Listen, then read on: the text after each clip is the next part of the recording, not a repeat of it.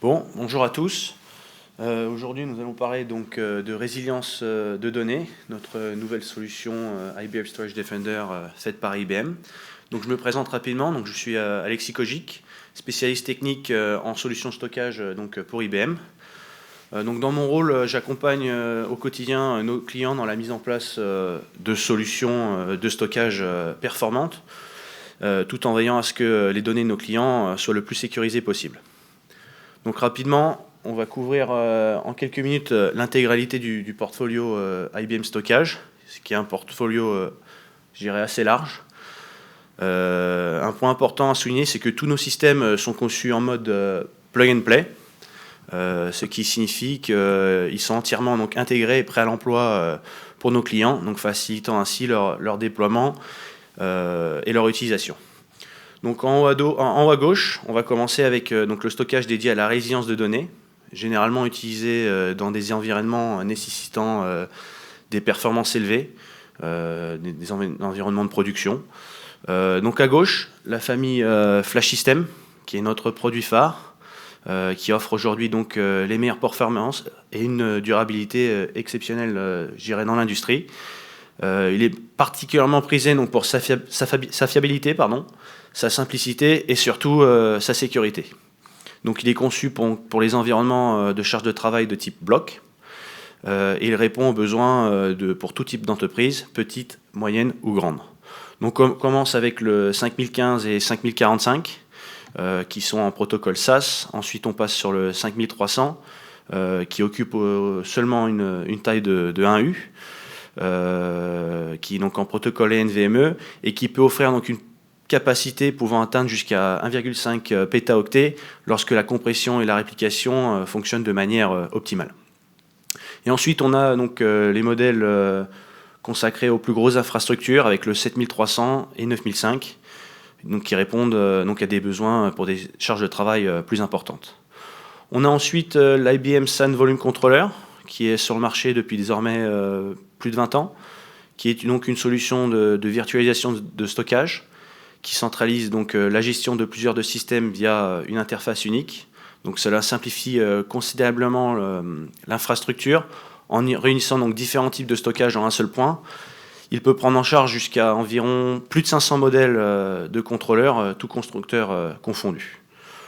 Ensuite, on a donc le fameux DS8900F, qui lui est donc un stockage de type flash consacré au mainframe. Pareil pour la library tape TS7700. Ces deux produits sont consacrés donc au mainframe. Ensuite, on va passer sur le stockage Hybrid Cloud avec notre solution IBM Storage Fusion, qui est donc notre solution logicielle de gestion et de stockage pour les environnements de type container, spécifiquement optimisé donc pour la plateforme Red Hat OpenShift. Donc elle fournit donc une plateforme de stockage dédiée qui permet donc aux entreprises de gérer, protéger et orchestrer efficacement leurs données dans des applications cloud native. Cette solution peut venir avec, je dirais, une solution clé en main qui s'appelle Storage Fusion HCI, qui elle va offrir donc une infrastructure de stockage complète avec une appliance hyper-convergée. Donc c'est une solution prête à l'emploi qui est idéale donc pour les clients qui recherchent une intégration clé en main pour les conteneurs. Ensuite, sur la droite, on a nos solutions qui sont consacrées aux besoins de type data et intelligence artificielle, avec donc IBM Storage Scale, qui est une solution conçue pour gérer de grandes quantités de données de manière rapide et fiable et de manière très efficace. Idéale donc pour les applications exigeantes telles que l'intelligence artificielle, et elle est également disponible sous forme de système clé en main incluant donc du matériel hardware. On a également Cloud Object Storage, DCOS, qui est une solution de stockage pareil, assez reconnue chez IBM, qui est spécialement connue pour gérer des volumes massifs de données non structurés, comme les fichiers multimédia et les sauvegardes. COS peut être une alternative moderne au library tape. Et enfin, pour terminer, on a le Storage Safe, qui est donc une solution dédiée aux utilisateurs de Ceph, qui va offrir donc une interface simplifiée et un support pour avoir une meilleure expérience avec cet outil. Et elle inclut également donc, du matériel compatible et évitant ainsi d'avoir des solutions dites faites maison et avoir un support et de l'aide derrière tout ça. On a également des switches pour connecter tout ça. On a également un portfolio de library tape assez large, pareil, entry level et jusqu'aux grosses infrastructures. Et enfin, Storage Defender, le sujet que nous allons aborder aujourd'hui. Donc si vous avez des questions aujourd'hui concernant ce portfolio, n'hésitez pas à venir nous voir au bout. Donc la résilience des données. Pourquoi agir aujourd'hui ? Comme vous vous en doutez tous, aujourd'hui, le nombre d'attaques double environ chaque année, ce qui représente désormais un problème majeur donc, pour notre société. Chaque jour, on entend parler donc, d'une entreprise qui s'est fait attaquer et qui a perdu des données importantes. Donc la question aujourd'hui, c'est de ne plus savoir si nous serons attaqués, mais plutôt quand cela arrive, est-ce que nous sommes prêts à réparer ? 37% de ces attaques aujourd'hui sont de type ransomware. Cela signifie donc lorsqu'une attaque survient, toutes les données donc, sont cryptées et les attaquants exigent donc une rançon en échange des clés de déchiffrement. Et donc la règle d'or, c'est ne jamais payer. 21% de ces attaques sont silencieuses, ce qui signifie qu'elles pénètrent le système et restent en sommeil pendant une longue période avant de se déclencher et de provoquer des ravages. Ça prend donc de court les équipes IT et cela peut être très compliqué pour eux. D'ailleurs, il y a une statistique, 5% de ces attaques mettent plus d'1 an avant de se manifester. Un chiffre assez surprenant aussi, comme je vous l'ai dit tout à l'heure, la règle d'or, ne jamais payer. 26% des clients ayant payé la rançon n'ont jamais récupéré leurs données. Donc la plupart du temps, 45% des données de production sont touchées, donc entraînant donc, la majorité des cas un arrêt complet de l'infrastructure et forçant donc des phases de restauration longues. Le temps moyen de récupération après une attaque, c'est de 23 jours, ce qui montre clairement que la majorité de nos clients ne sont pas préparés à ce genre de situation. Donc c'est ici que notre solution va intervenir pour les aider à raccourcir ces délais considérablement et donc de leur permettre de récupérer leurs données complètes. Donc on a voulu moderniser tout ça. Alors qu'est-ce qu'on a fait ? On a souhaité moderniser donc l'environnement de sauvegarde classique connu par tous, tel qu'il existe depuis des années, en sensibilisant donc nos clients sur plusieurs points. Suis-je capable de récupérer mes données à temps en cas de besoin ? Puis-je être certain que la restauration fonctionne réellement ? Faire des sauvegardes, c'est bien, mais encore faut-il être sûr que celles-ci seront utilisables au moment où il y aura un problème. Donc comment savoir si mes sauvegardes ne sont pas infectées ? Autre point aussi, il est essentiel de maintenir un environnement de sauvegarde indépendant de la production. Trop de clients aujourd'hui confondent et mélangent ces deux environnements, ce qui peut donc poser des risques importants en matière de sécurité et de résilience. Alors comment on a fait ? On a tout d'abord combiné le stockage primaire et secondaire pour garantir donc une récupération des données rapide, sans perte et sans qu'il y ait de perte en cas de restauration.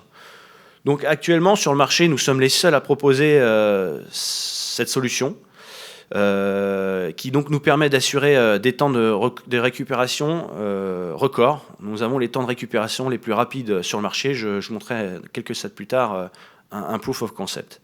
Ensuite, ce qu'on a fait pour détecter les menaces les plus tôt possibles, nous avons donc intégré différents outils issus du portefeuille IBM Security au sein de cette solution, avec un total donc, de 5 couches de détection. Donc, parmi celles-ci, une est particulièrement unique sur le marché, c'est la détection au niveau du hardware grâce à notre technologie FlashCore Module. Donc, notre nouveau FlashCore Module 4 est donc un disque flash extrêmement performant, conçu donc, par IBM, qui a donc cette capacité de détecter les menaces dès l'écriture des données, et donc va venir alerter l'utilisateur une fois la menace détectée. Tout fonctionne avec une intelligence artificielle derrière qui analyse tout l'environnement. Ensuite, nous avons intégré à notre solution une clean room. Donc cet outil aujourd'hui est un outil important, nouveau, qui donc va permettre de vérifier que le backup réalisé est fonctionnel et surtout qu'il n'est pas infecté. Donc ce qu'il va faire, c'est qu'il va prendre le backup, l'exécuter dans un environnement isolé, et cela va donc garantir que les sauvegardes sont fiables, fonctionnelles et prêtes à utiliser en cas de besoin. Donc le point fort de toute cette solution, c'est que tout est géré dans un seul et unique portail. Alors, comment la résilience des données fonctionne chez nous? Alors déjà, IBM Defender est conçu pour résister donc, aux pannes matérielles et aux catastrophes naturelles, donc garantissant ainsi une disponibilité permanente des données. Donc, grâce à son infrastructure hyperconvergée, la réplication entre sites, l'intégration avec le cloud et aussi la gestion des library tapes, des bandes. Elle assure donc une résilience optimale. L'utilisateur est donc régulièrement informé de l'état de son système et reçoit donc des alertes immédiatement en cas de problème via différents outils de communication. Deuxième point, l'immutabilité, qui est un point extrêmement important au sein de cette solution, car dès l'écriture des données, elles sont rendues immuables, c'est-à-dire qu'elles ne peuvent être ni effacées ni modifiées une fois écrites. Je tiens à préciser que donc, dès que l'écriture a eu lieu, c'est rendu immuable. Certains de nos compétiteurs ont besoin de passer par différents process pour que l'immutabilité soit active. Nous avons également aussi intégré la fonctionnalité de Role-Based Access Control et de validation par quorum pour renforcer cette sécurité. Donc cela va permettre donc, de créer différents profils en ayant accès uniquement à certaines tâches et qui exigent donc une validation par plusieurs personnes pour toute action dite critique. On a aussi l'option Object Lock qui rend les données non supprimables ou modifiables pendant une certaine période de temps définie, qui va donc assurer donc, leur intégrité. Et enfin, notre solution gère le air gap logique et physique grâce à la prise de snapshots immuables au niveau du hardware et d'autres outils qui garantissent que les données ne seront pas effacées ou altérées au cours du temps. Ensuite, troisième point, la détection. Donc, comme je l'ai dit précédemment, notre solution comporte plusieurs couches de détection. C'est comparable à un système d'alarme pour une maison avec différents types de détecteurs. On a des détecteurs équivalents à l'ouverture de portes, de fenêtres, des caméras. Plus il y a de détecteurs diversifiés, meilleure sera la détection des menaces, donc assurant ainsi une protection optimale. Ensuite, la restauration, qui est le point le plus important ici. Donc, comme je le disais tout à l'heure, grâce à la combinaison du stockage primaire et secondaire, nous sommes en mesure de recouvrir donc, des environnements entiers en quelques secondes, minutes ou heures, en fonction du paramétrage effectué par le client. Cela nous permet donc d'éviter le paiement de cette rançon et de minimiser le temps d'arrêt au maximum. Et enfin, pour terminer, l'automatisation, qui elle est conçue pour simplifier la vie de nos utilisateurs d'un point de vue gestion. Une fois les paramètres configurés, le function fonctionne de manière autonome et grâce à la clean room, les backups sont régulièrement testés, garantissant ainsi une récupération 100% optimale en cas de problème. Alors, comment ça marche d'un point de vue infrastructure et de fonctionnement avec IBM Defender? Donc, en haut à gauche, nous avons donc l'environnement de production avec les différents workloads. Ça peut être des VM, des databases, du cloud, etc., etc. Donc ensuite, on utilise en fait un système, je dirais, de double backup. Le premier, donc on peut voir au milieu avec le Secure Immutable Copy, qui est dit donc backup à court terme, où nous réalisons des copies de court terme directement sur le stockage primaire Flash System grâce à la fonction Safeguard Copy. Donc cela permet de prendre donc, des snapshots plusieurs fois par jour, stockés directement donc, sur le flash pendant quelques jours, quelques semaines, en fonction de ce que l'utilisateur veut faire. Et en cas d'anomalie, le système peut restaurer directement l'environnement à partir du dernier snapshot propre, permettant donc ainsi une récupération quasi instantanée de l'environnement. Ensuite, juste en dessous, on a le backup dit de long terme, qui est donc stocké sur un système de stockage secondaire, entièrement dédié à celui-ci et isolé, en hyperconvergence. Ce système assure donc la restauration des données sur une période plus longue, permettant donc de récupérer un environnement complet en quelques heures en cas de problème majeur. Donc ce double système de sauvegarde garantit une protection efficace pour les besoins, à la fois immédiat et prolongé, assurant donc ainsi une résilience maximale. Donc tous ces backups sont montés, analysés et testés dans la clean room, garantissant ainsi donc leur fiabilité et permettant donc à nos clients de dormir sur leurs deux oreilles. Ils savent que le backup sera fonctionnel et propre. Donc un autre point fort, c'est que la gestion s'effectue via donc une seule et unique interface que l'on peut voir en haut à droite. Il n'y a pas plusieurs pages, c'est assez simple à utiliser. Donc aujourd'hui, sur le marché, nous sommes les seuls à proposer une solution aussi complète et 100% faite par IBM. Un autre avantage, c'est notre flexibilité.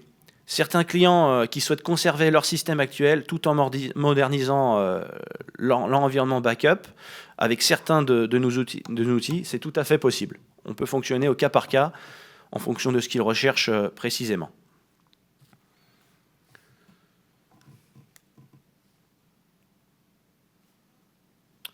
Ici, donc, tous les workloads supportés par la solution Defender. On est, je crois, l'une des solutions ayant la plus grosse quantité de workloads supportés. Donc, les environnements cloud tels que Office 365, Salesforce, les conteneurs, qui est un point important car de plus en plus de clients ont tendance à migrer vers ce type de workload. Donc, ils peuvent avoir une seule et unique solution de backup pour tout ça, pendant qu'ils font leur transition.